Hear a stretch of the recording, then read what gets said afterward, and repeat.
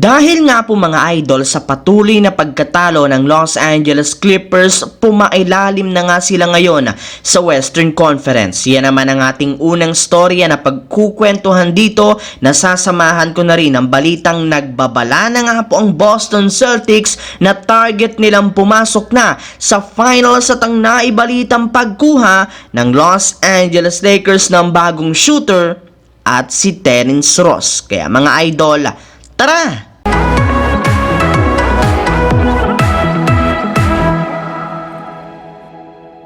Ang videong ito mga idol ay hatid sa inyo ng Aurora Game, isang play-to-earn mobile app na kung saan pwede kang kumita habang nag-e-enjoy ka. Maraming mga games dito mga idol gaya ng Color Game na alam kong siguradong mananalo kayo. Dragon versus Tiger na simple lang, pipili ka lang kung Dragon ba o Tiger ang mananalo. Meron ding Toss a Coin na alam kong alam nyo na at marami pang iba. Sobrang dali lang mag-register, gamit lang ang iyong mobile number, hintayin ang verification code at gumawa ng password. Madali lang din mag-cash in at pag panalo, cash out agad gamit ang iyong GCash account. Kaya ano pang hinihintay nyo mga idol?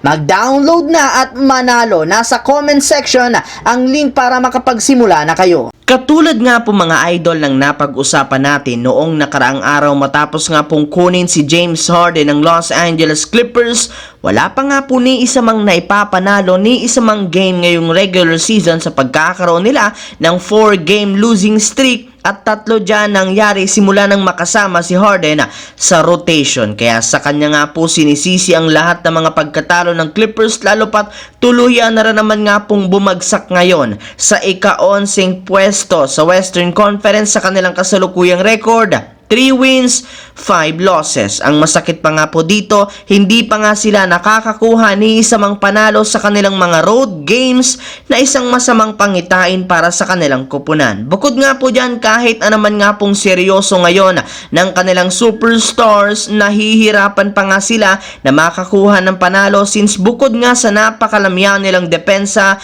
halos nag-aagaw-agawan rin naman nga po ang laro ng kanilang mga superstar. Isa nga po sa mga naapektuhan dito ay si Paul George na nag-i-struggle sa kanyang shooting at game simula nang sumali sa kanilang lineup si James Harden. Kaya mukhang hindi nga talaga simpleng problema lamang ang kinakaharap ngayon ng Los Angeles Clippers. Samantala, pumunta naman tayo sa ating sunod na pag-uusapan sa balitang nagbabala na nga po ngayon ang Boston Celtics na papasok nga daw sila sa finals. Simula nga po mga idol sa pagiging undefeated ngayong season, medyo hindi nga maganda ang ipinakitang performance ng Boston sa kanilang huling tatlong laban matapos sila ditong matalo ng 2 beses. Pero sa kabila nga po niyan, nananatili para naman nga pong nasa taas ng pwesto ang Boston sa East. Isa pa, kahit man nga po natalo at nahirapan ang kanilang record, napakalaki para naman nga kahit papano ang kanilang tiwala sa kanilang kupunan. Sa katunayan, ayon nga po mga idol sa general manager mismo ng Celtics,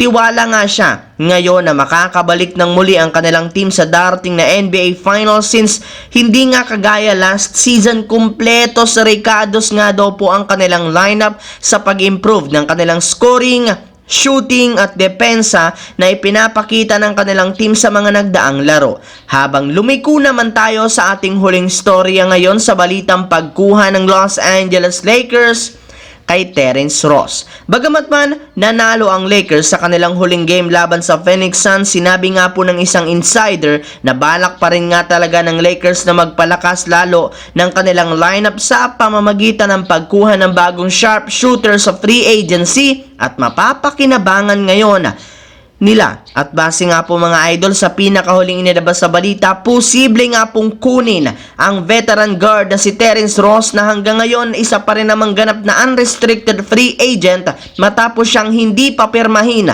ng Phoenix Suns ng nagdaang off-season. Bagamat man nag-average lamang si Ross last season ng 9 points, 3.3 rebounds, 2 assists per game. Isa pa rin naman nga po siyang solid na player na makakapagbigay ng disenteng shooting sa Lakers sa pag-average nito ng 42.8% shooting sa 3-point line. Mataas na to mga idol. Kaya di na nga po nakapagtataka kung papipirmahin siya ng 10-day o non-guaranteed contract ng Lakers sa mga susunod na araw upang mapunan ang kanilang kakulangan sa kanilang lineup.